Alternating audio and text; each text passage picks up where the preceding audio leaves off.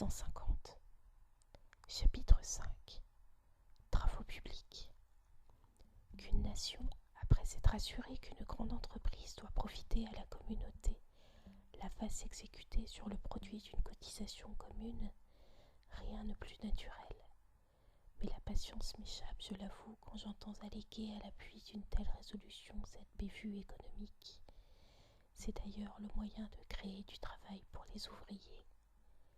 L'État ouvre un chemin, bâtit un palais, redresse une rue, perce un canal. Par là, il donne du travail à certains ouvriers, c'est ce qu'on voit. Mais il prive de travail certains autres ouvriers, c'est ce qu'on ne voit pas. Voilà la route à 1000 exécutions. 1000 ouvriers arrivent tous les matins, se retirent tous les soirs, emportent leur salaire, cela est certain. Si la route n'eût pas été décrétée, si les fonds n'eussent pas été votés, ces braves gens n'eussent rencontré là ni ce travail ni ce salaire. Cela est certain encore. Mais est-ce tout? L'opération dans son ensemble n'embrasse-t-elle pas autre chose? Au moment où M. Dupin prononce les paroles sacramentelles, l'Assemblée a adopté. Les millions descendent-ils miraculeusement sur un rayon de lune dans les coffres de messieurs Foule d'Épinaux? Pour que l'évolution, comme on dit, soit complète, ne faut-il pas que l'État organise la recette aussi bien que la dépense, qu'il mette ses percepteurs en campagne et ses contribuables à contribution? Étudiez donc la question de ces deux éléments, tout en constituant la destination que l'État donne aux millions votés. Ne négligez pas de constater ainsi la destination que les contribuables auraient donnée et ne peuvent plus donner à ces mêmes millions. Alors vous comprendrez qu'une entreprise publique est une médaille à deux revers. Sur l'une figure un ouvrier occupé avec cette devise, ce qu'on voit. Sur l'autre un ouvrier inoccupé avec cette devise, ce qu'on ne voit pas. Le sophisme que je combats dans cet esprit est d'autant plus dangereux, appliqué aux travaux publics, qu'il sert à justifier les entreprises et les prodigalités les plus folles. Dans un chemin de fer ou un pont d'une utilité réelle, il suffit d'invoquer cette utilité. Mais si on ne le peut, que fait-on? On a recours à cette mystification. Il faut procurer de l'ouvrage aux ouvriers. Cela dit, on ordonne de faire et de défaire les terrasses du champ de Mars. Le grand Napoléon, on le sait, croyait faire œuvre philanthropique en faisant creuser et combler des fossés. Il disait aussi, qu'importe le résultat, il ne faut voir que la richesse répandue parmi les classes laborieuses. Allons au fond des choses, l'argent nous fait illusion. Demander le concours sous forme d'argent de tous les citoyens à une œuvre commune, c'est en réalité leur demander un concours en nature, car chacun d'eux se procure par le travail la somme à laquelle il est taxé. Or, que l'on réunisse tous les citoyens pour leur faire exécuter par prestation une œuvre utile à tous, cela pourrait se comprendre. Leur récompense serait dans les résultats de l'œuvre elle-même, mais qu'après les avoir convoqués, on les assujettisse à faire des routes où nul ne passera, des palais que nul n'habitera, et cela sous prétexte de leur procurer du travail. Voilà qui serait absurde, et il serait certes fondé à objecter. De ce travail-là, nous n'avons que faire. Nous aimons mieux travailler pour notre propre compte. Le procédé qui consiste à faire courir les citoyens en argent et non en travail ne change rien à ces résultats généraux. Seulement, par ce dernier procédé, la perte se répartirait sur tout le monde. Par le premier, ceux que l'État occupe échappent à leur part de perte, en l'ajoutant à celle que leurs compatriotes ont déjà à subir. Il y a un article de la Constitution qui porte: la société favorise et encourage le développement du travail, par l'établissement par l'État, les départements et les communes de travaux publics propres à employer les bras inoccupés.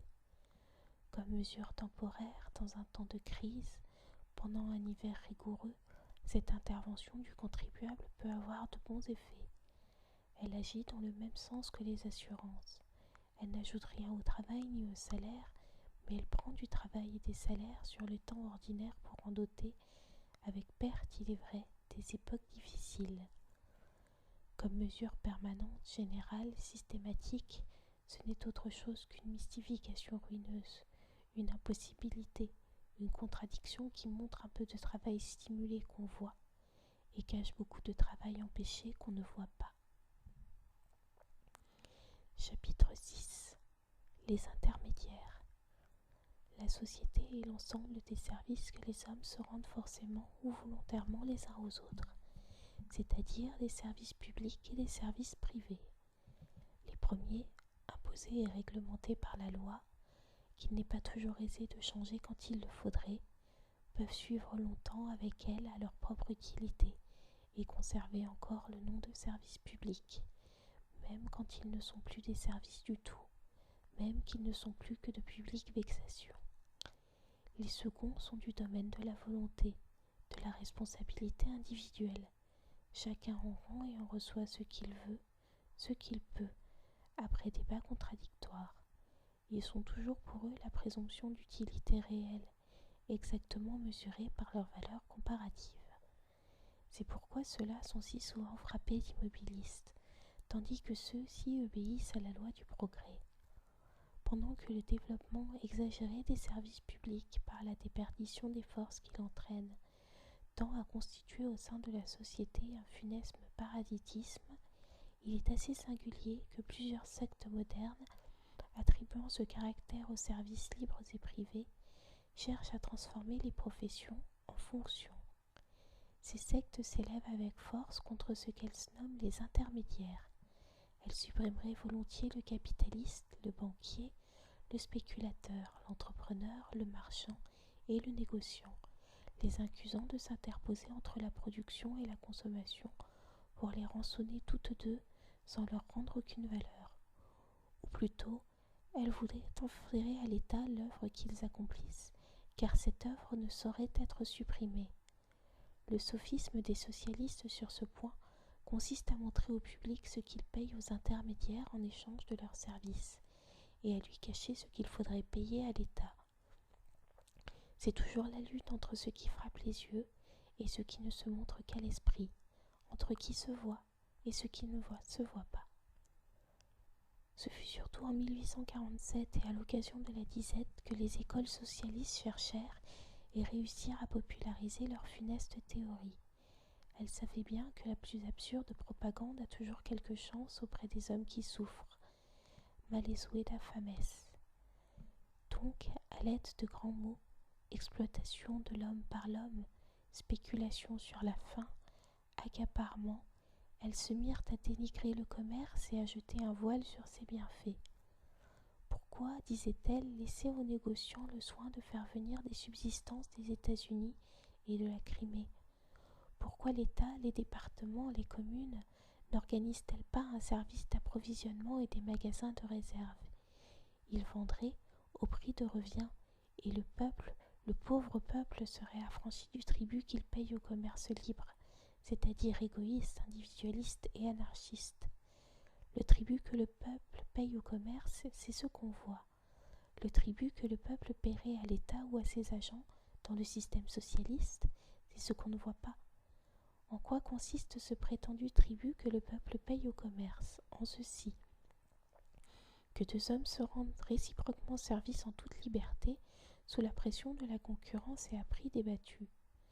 Quand l'estomac qui a faim est à Paris et que le blé qui peut le satisfaire est à Odessa, la souffrance ne peut cesser que le blé ne se rapproche de l'estomac.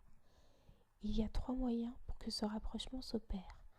Premièrement, les hommes affamés peuvent aller eux-mêmes chercher le blé. Deuxièmement, ils peuvent s'en remettre à ceux qui font ce métier. Troisièmement, ils peuvent se cotiser et charger des fonctionnaires publics de l'opération. De ces 3 moyens, quel est le plus avantageux?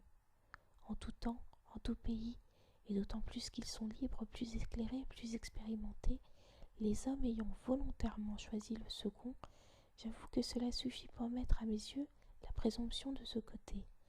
Mon esprit refuse à admettre que l'humanité en masse se trompe sur un point qui la touche de si près. Examinons cependant.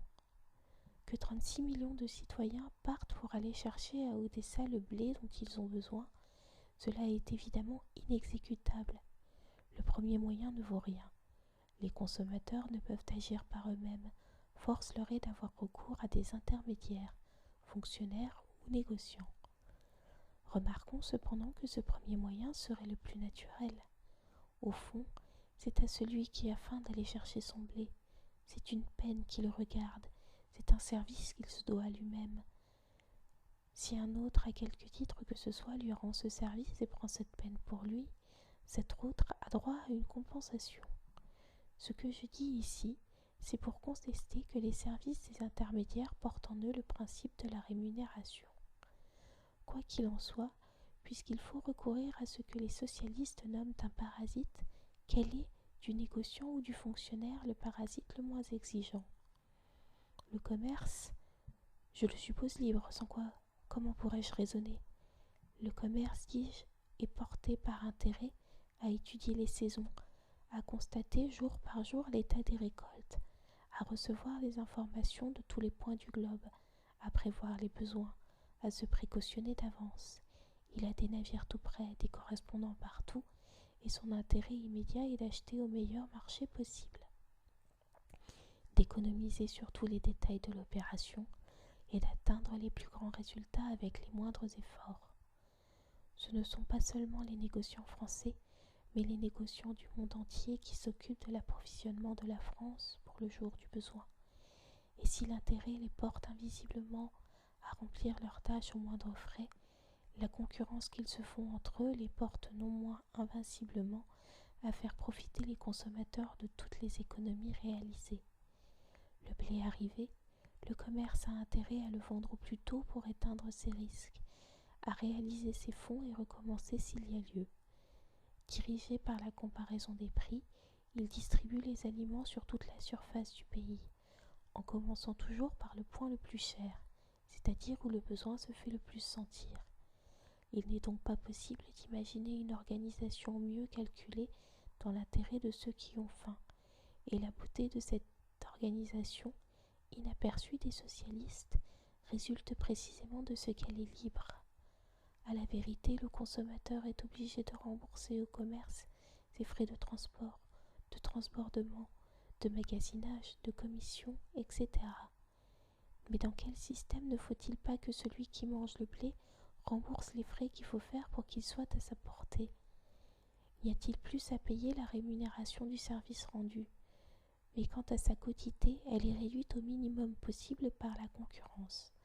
Et quant à sa justice, il serait étrange que les artisans de Paris ne travaillassent pas pour les négociants de Marseille, quand les négociants de Marseille travaillent pour les artisans de Paris. Que, selon l'invention socialiste, l'État se substitue au commerce et qu'arrivera-t-il? Je prie qu'on me signale où sera pour le public l'économie. Sera-t-elle dans le prix d'achat? Mais qu'on se figure les délégués de 40 000 communes arrivant à Odessa un jour donné et au jour du besoin. Qu'on se figure l'effet sur les prix. Sera-t-elle dans les frais? Mais faudra-t-il moins de navires, moins de marins, moins de transportement, moins de magasinage? Où sera-t-on disposé de payer toutes ces choses? Sera-t-elle dans le profit des négociants? Mais est-ce que vos délégués fonctionnaires iront pour rien à Odessa? Est-ce qu'ils voyageront et travailleront sur le principe de la fraternité? Ne faudra-t-il pas qu'ils vivent? Ne faudra-t-il pas que leur temps soit payé? Et croyez-vous que cela ne dépassera pas 1000 fois les 2 ou 3% que gagne le négociant, taux auquel il est prêt à souscrire? Et puis, songez à la difficulté de lever tant d'impôts, de répartir tant d'aliments. Songez aux injustices, aux abus inséparables d'une telle entreprise. Songez à la responsabilité qui pèserait sur le gouvernement. Les socialistes qui ont inventé ces folies et qui, au jour de malheur, les souffrent dans l'esprit des masses, se décernent libéralement le titre d'homme avancé, et ce n'est pas sans quelque danger de l'usage, se tirant des langues, rectifie le mot et le jugement qu'il implique. Avancé. Ceci suppose que ces messieurs ont la vue plus longue que le vulgaire, que leur seul tort est d'être trop en avant du siècle, et que si le temps n'est pas encore venu de supprimer certains services libres, prétendus parasites, la faute en est au public, qui est en arrière du socialisme. En mon âme et conscience, c'est le contraire qui est vrai, et je ne sais à quel siècle barbare il faudrait remonter pour trouver, sur ce point, le niveau des connaissances socialistes. Les secteurs modernes opposent sans cesse l'association à la société actuelle. Ils ne prennent pas garde que la société, sous un régime libre, est une association véritable, bien supérieure à toutes celles qui portent leur féconde imagination. Élucidons ceci par un exemple. Pour qu'un homme puisse, en se laissant revêtir un habit, il faut qu'une terre ait été close, défrichée, desséchée, labourée, ensemencée d'une certaine sorte de végétaux. Il faut que des troupeaux s'en soient nourris, qu'ils aient donné leur laine, que leur laine ait été filée, tissée, teinte et convertie en drap, que ce drap ait été coupé, cousu, façonné en vêtements. Et cette série d'opérations en implique une foule d'autres, car elle suppose l'emploi d'instruments aratoires, de bergeries, d'usines, de houilles, de machines, de voitures, etc. Si la société n'était pas une association très réelle, celui qui veut un habit serait réduit à travailler dans l'isolement, c'est-à-dire à accomplir lui-même les actes innombrables de cette série, depuis le premier coup de pioche qui le commence jusqu'au dernier coup d'aiguille qui le termine. Mais grâce à la sociabilité qui est le caractère distinctif de notre espèce, ces opérations se sont distribuées entre une multitude de travailleurs, et elles subdivisent de plus en plus pour le bien commun, à mesure que la consommation devenant plus active, un acte spécial peut alimenter une industrie nouvelle. Vient ensuite la répartition du produit, qui s'opère suivant le contingent de valeur que chacun a apporté à l'œuvre totale. Il n'est pas là de l'association, je demande ce que c'est. Remarquez qu'aucun des travailleurs n'ayant tiré du néant la moindre particule de matière, ils se sont bornés à se rendre des services réciproques, à s'entraîner dans un but commun, et que tous peuvent être considérés les uns à l'égard des autres comme des intermédiaires. Si par exemple dans le cours de l'observation le transport devient assez important pour occuper une personne, le filage une seconde, le tissage une troisième, pourquoi la première serait regardée comme plus parasite que les deux autres? Ne faut-il pas que le transport se fasse? Celui qui le fait n'y consacre-t-il pas du temps et de la peine? N'en épargne-t-il pas à ses associés? Ceux-ci font-ils plus ou autre chose que lui? Ne sont-ils pas tous également soumis à la rémunération, c'est-à-dire pour le partage du produit, à la loi du prix débattu? N'est-ce pas en toute liberté pour le bien commun que cette séparation de travaux s'opère et que ces arrangements sont pris? Qu'avons-nous donc besoin qu'un socialiste, sous prétexte d'organisation, vienne despotiquement détruire nos arrangements volontaires, arrêter la division du travail, substituer les efforts isolés aux efforts associés et faire reculer la civilisation? L'association telle que je la décris ici, en est-elle moins une association parce que chacun y entre et sort librement, y choisit sa place, juge et stipule pour lui-même sous sa responsabilité et y apporte le ressort et la garantie de l'intérêt personnel? Pour quel mérite ce nom? Est-il nécessaire qu'un prétendu réformateur vienne nous imposer sa formule et sa volonté et concentrer, pour ainsi dire, l'humanité en lui-même? Plus on examine ces écoles avancées, plus on reste convaincu qu'il n'y a qu'une chose au fond, l'ignorance se proclamant infaillible et réclamant le despotisme au nom de cette infaillibilité. Que le lecteur veuille bien m'excuser cette digression.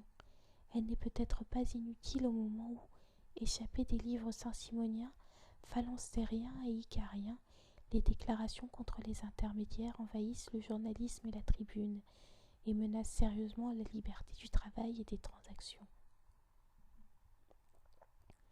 Chapitre 7. Restrictions. Monsieur Prohibant, ce n'est pas moi qui l'ai nommé, c'est monsieur Charles Dupin, qui depuis... Mais alors, monsieur Prohibant consacrait son temps et ses capitaux à investir en fer le minerai de ses terres.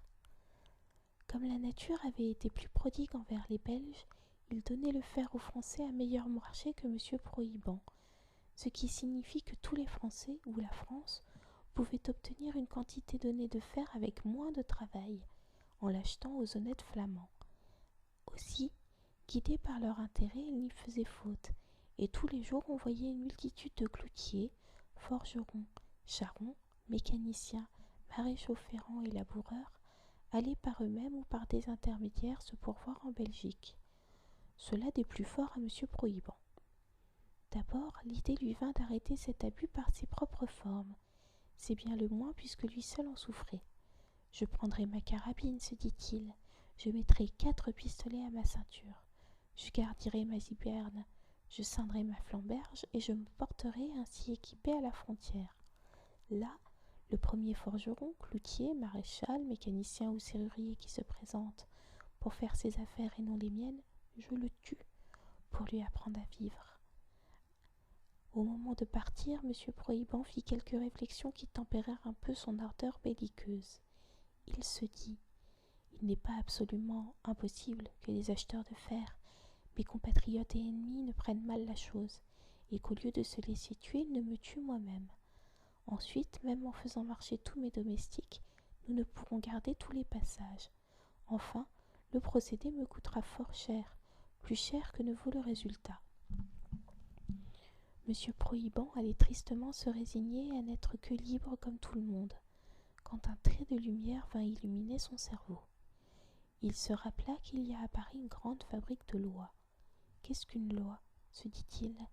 C'est une mesure à laquelle, une fois décrétée, bonne ou mauvaise, chacun est tenu de se conformer. Pour l'exécution d'icelle, on organise une force publique, et pour constituer la force publique, on puise dans la nation des hommes et de l'argent. Si donc j'obtenais qu'il sortît de la plus grande fabrique parisienne une toute petite loi portant « Le fer belge est prohibé », j'atteindrais les résultats suivants. Le gouvernement ferait remplacer les quelques valets que je voulais envoyer à la frontière par 20 000 fils de mes forgerons, serruriers, cloutiers, maréchaux, artisans, mécaniciens et laboureurs récalcitrants. Puis, pour tenir en bonne disposition de joie et de santé ces 20 000 douaniers, il leur distribuerait 25 millions de francs pris à ces mêmes forgerons, cloutiers, artisans et laboureurs.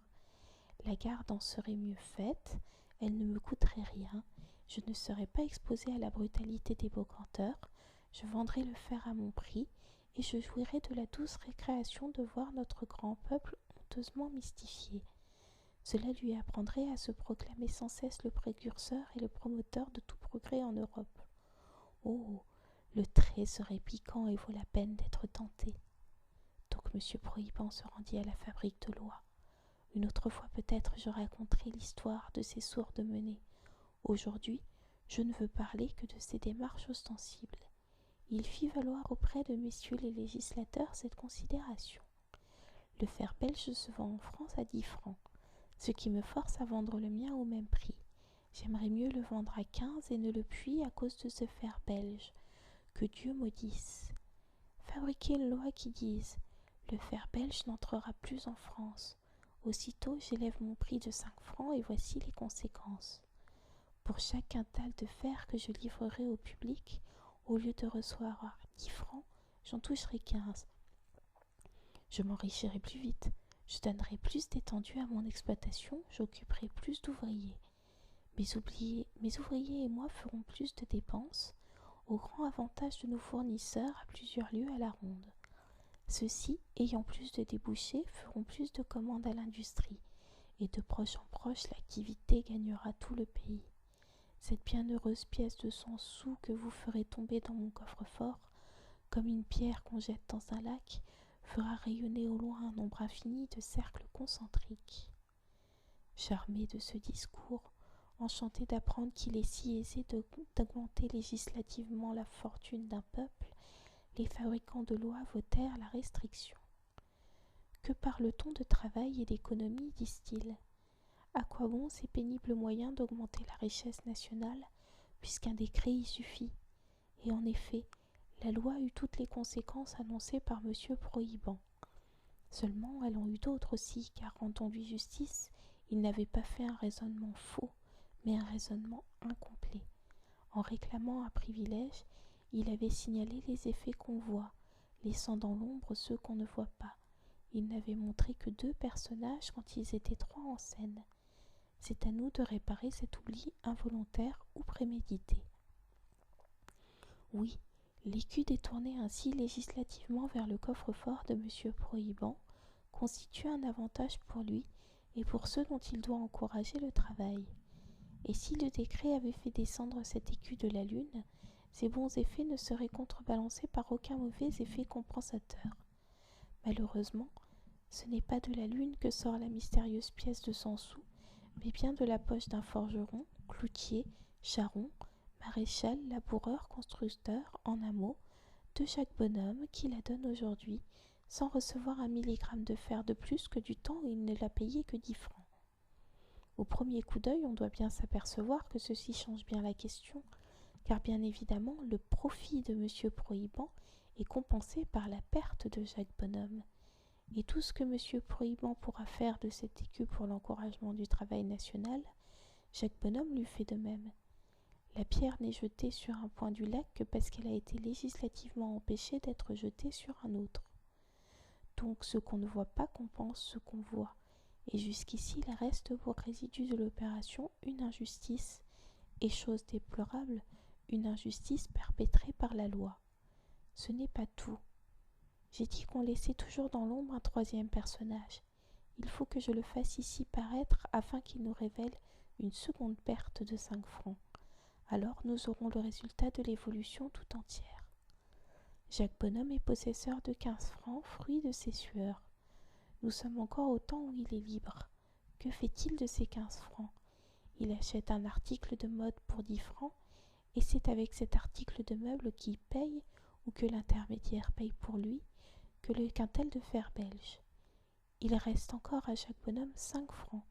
Il ne les jette pas dans la rivière, mais, et c'est ce qu'il ne voit pas, il les donne à un industriel quelconque en échange d'une jouissance quelconque, par exemple à un libraire contre le discours sur l'histoire universelle de Bossuet. Ainsi, en ce qui concerne le travail national, il est encouragé dans la mesure de 15 francs, à savoir 10 francs qui vont à l'article Paris, 5 francs qui vont à la librairie. Et quant à Jacques Bonhomme, il obtient pour ses 15 francs 2 objets de satisfaction, à savoir un quintal de fer et un livre. Survient le décret. Que devient la condition de Jacques Bonhomme?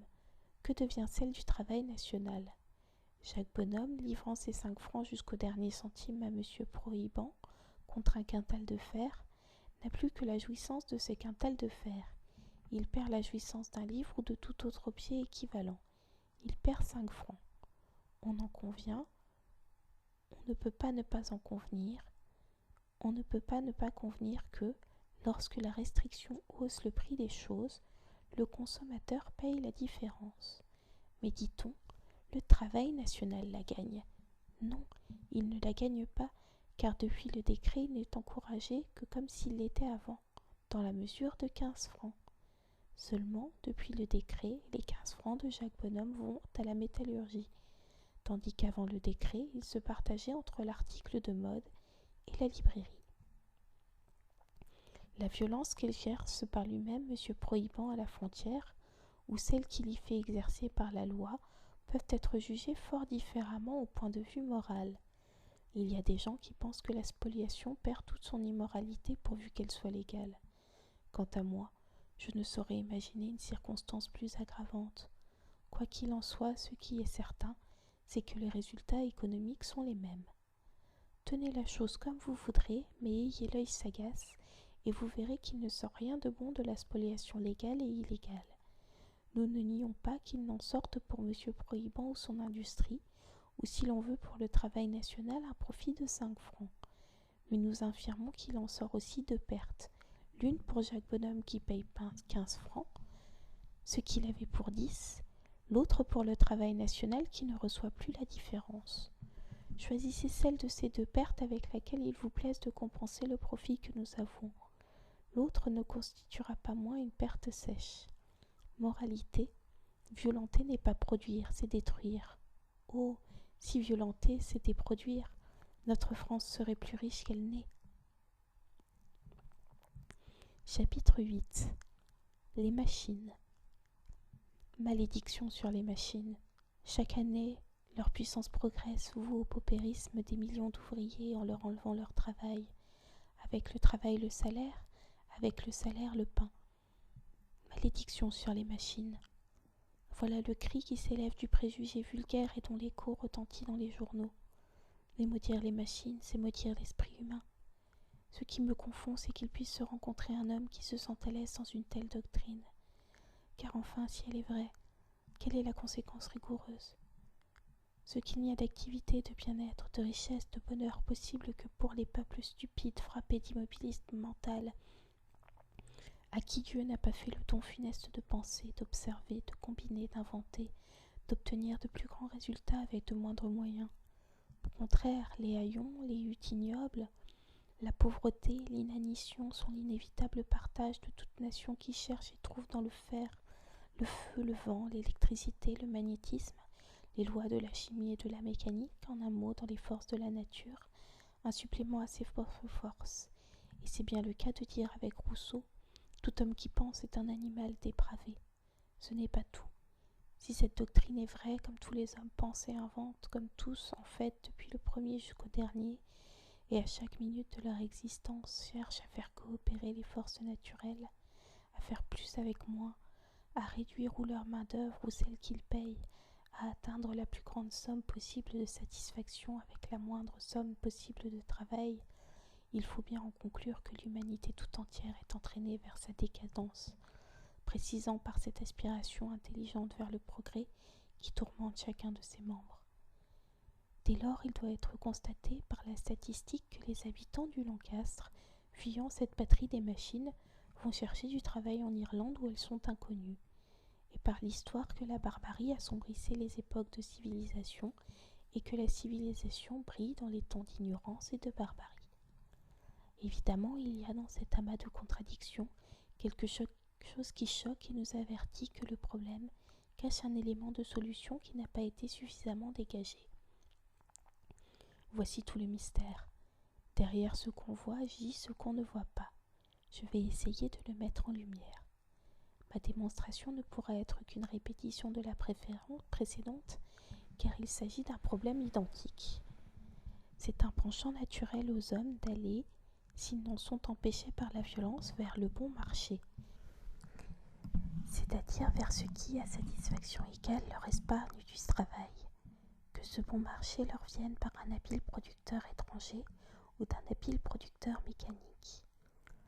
L'objection théorique qu'on adresse à ce penchant est le même dans les deux cas.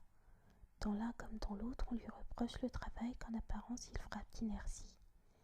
Or, du travail rendu non inerte mais disponible, c'est précisément ce qui le détermine. Et c'est pourquoi on lui oppose aussi dans les deux cas le même obstacle pratique, la violence. Le législateur prohibe la concurrence étrangère et interdit la concurrence mécanique. Car quel autre moyen peut-il exister d'arrêter un penchant naturel de tous les hommes que de leur ôter la liberté? Dans beaucoup de pays, il est vrai, le législateur ne frappe qu'une des deux concurrences et se borne à gémir sur l'autre. Cela ne prouve qu'une chose, c'est que dans ce pays, le législateur est inconséquent. Cela ne doit pas nous surprendre. Dans une fausse voie, on est toujours inconséquent, sans quoi on tuerait l'humanité. Jamais on n'a vu ni on ne verra un principe faux pousser jusqu'au bout. J'ai dit ailleurs, l'inconséquence est la limite de l'absurdité. J'aurais pu ajouter, elle en est en même temps la preuve. Venons à notre démonstration, elle ne sera plus longue. Chaque bonhomme avait 2 francs qu'il faisait gagner à 2 ouvriers. Mais voici qu'il imagine un arrangement de cordes et de poids qui abrège le travail de moitié. Donc il obtient la même satisfaction, épargne 1 franc et congédie un ouvrier. Il congédie un ouvrier, c'est ce qu'on voit. Ne voyant que cela, on dit, voilà comment la misère suit la civilisation, voilà comment la liberté est fatale à l'égalité. L'esprit humain a fait une conquête, et aussitôt un ouvrier est à jamais tombé dans le gouffre du paupérisme. Il se peut cependant que chaque bonhomme continue à faire travailler les 2 ouvriers. Mais il ne donnera plus que 10 sous à chacun, car ils se feront concurrence entre eux et s'offriront au rabais. C'est ainsi que les riches deviennent toujours plus riches et les pauvres toujours plus pauvres. Il faut refaire la société. Belle conclusion et digne de l'exorde. Heureusement, exorde et conclusion, tout cela est faux, parce que derrière la moitié du phénomène qu'on voit, il y a l'autre moitié, qu'on ne voit pas. On ne voit pas le franc épargné par Jacques Bonhomme et les effets nécessaires de cette épargne, puisque par la suite de son invention, Jacques Bonhomme ne dépense plus qu'un franc en main-d'œuvre. À la poursuite d'une satisfaction déterminée, il lui reste un autre franc. Si donc il y a dans le monde un ouvrier qui ouvre ses bras inoccupés, il y a aussi dans le monde un capitaliste qui offre son franc inoccupé. Ces deux éléments se rencontrent et se combinent. Il est clair comme le jour qu'entre l'offre et la demande du travail, entre l'offre et la demande du salaire, le rapport n'est nullement changé. L'invention est un ouvrier. Payés avec le premier franc font maintenant l'œuvre qu'accomplissaient auparavant deux ouvriers. Le second ouvrier, payé avec le second franc, réalise une œuvre nouvelle. Qu'y a-t-il donc de changé dans le monde? Il y a une satisfaction nationale de plus. En d'autres termes, l'invention est une conquête gratuite, un profit gratuit pour l'humanité. De la forme que j'ai donnée à ma démonstration, on pourra tirer cette conséquence. C'est le capitaliste qui recueille tout le fruit des machines. La classe salariée, si elle n'en souffre que momentanément, n'en profite jamais, puisque d'après vous-même, elle déplace une portion de travail national sans le diminuer. Il est vrai, mais aussi sans l'augmenter. Il n'entre pas dans le plan de cet opuscule de résoudre toutes les objections. Son seul but est de combattre un préjugé vulgaire, très dangereux et très répandu. Je voulais prouver qu'une machine nouvelle ne met pas en disponibilité un certain nombre de bras, qu'en mettant aussi, et forcément, en disponibilité la rémunération qui les salarie. Ces bras et cette rémunération se combinent pour produire ce qu'il était impossible de produire avant l'invention, d'où il suit qu'elle donne pour résultat définitif un accroissement de satisfaction, à travail égal. Qui recueille cet excédent de satisfaction? Oui, c'est d'abord le capitaliste, l'inventeur le premier qui se sert avec succès de la machine, et c'est là la récompense de son génie et de son audace. Dans ce cas aussi que nous venons de le voir, il réalise sur les frais de production une économie, laquelle, de quelque manière qu'elle soit dépensée, et elle l'est toujours, occupe juste autant de bras que la machine en a fait renvoyer. Mais bientôt la concurrence le force à baisser son prix de vente dans la mesure de cette économie elle-même. Alors ce n'est plus l'inventeur qui recueille le bénéfice de l'invention, c'est l'acheteur du produit, le consommateur, le public, y compris les ouvriers, en un mot c'est l'humanité. Et ce qu'on ne voit pas, c'est que l'épargne ainsi procurée à tous les consommateurs forme un plafond où le salaire puise un aliment qui remplace celui que la machine a tari. Ainsi, en prenant l'exemple ci-dessus, Jacques Bonhomme obtient un prix produit en dépensant 2 francs en salaire. Grâce à son invention, la main-d'œuvre ne lui coûte plus qu'1 franc. Tandis qu'il vend le produit au même prix, il a un ouvrier de moins occupé à faire ce produit spécial, c'est ce qu'on voit.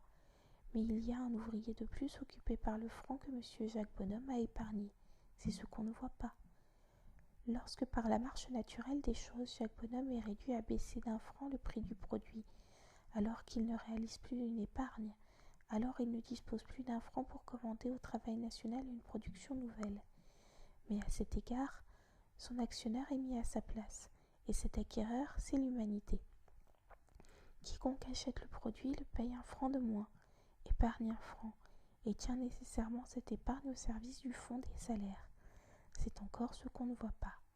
On a donné de ce problème des machines une autre solution fondée sur les faits. On a dit, la machine réduit les frais de production et fait baisser le prix du produit. La baisse du produit provoque un accroissement de consommation, laquelle nécessite un accroissement de production, et en définitive l'intervention d'autant d'ouvriers ou plus après l'invention qu'il en fallait avant. On cite à l'appui l'imprimerie, la filature, la presse, etc. Cette démonstration n'est pas scientifique. Il faudrait en conclure que si la consommation d'un produit spécial dont il s'agit reste stationnaire ou à peu près, la machine nuit au travail, ce qui n'est pas. Supposons que dans un pays, tous les hommes portent des chapeaux. Si par une machine on parvient à en réduire le prix de moitié, il ne s'ensuit pas nécessairement qu'on en consommera le double. Dira-t-on dans ce cas qu'une portion du travail national a été frappée d'inertie? Oui, d'après la démonstration vulgaire, non selon la mienne, car alors que dans ce pays on n'achèterait pas un seul chapeau de plus, le fonds entier des salaires n'en demanderait pas moins sauf. Ce qui irait de moins à l'industrie chapelière se retrouverait dans l'économie réalisée par tous les consommateurs et irait de là salarier tout le travail que la machine a rendu inutile et provoquer un développement nouveau de toutes les industries. Et c'est ainsi que les choses se passent. J'ai vu les journaux à 80 francs, ils sont maintenant à 48. C'est une économie de 32 francs pour les abonnés. Il n'est pas certain, il n'est pas du moins nécessaire que les 32 francs continuent à prendre la direction de l'industrie du journaliste. Mais ce qui est certain, ce qui est nécessaire, c'est que s'ils ne prennent cette direction, ils en prennent une autre. L'un s'en sert pour recevoir plus de journaux, l'autre pour mieux se nourrir, un troisième pour mieux se vêtir, un quatrième pour mieux se meubler. Alors les industries sont solitaires. Elles forment un vaste ensemble dont toutes les parties communiquent par des canaux secrets. Ce qui est économisé sur l'un profite à tous. Ce qui importe, c'est de bien comprendre que jamais, au grand jamais, les économies n'ont lieu aux dépens du travail et des salaires.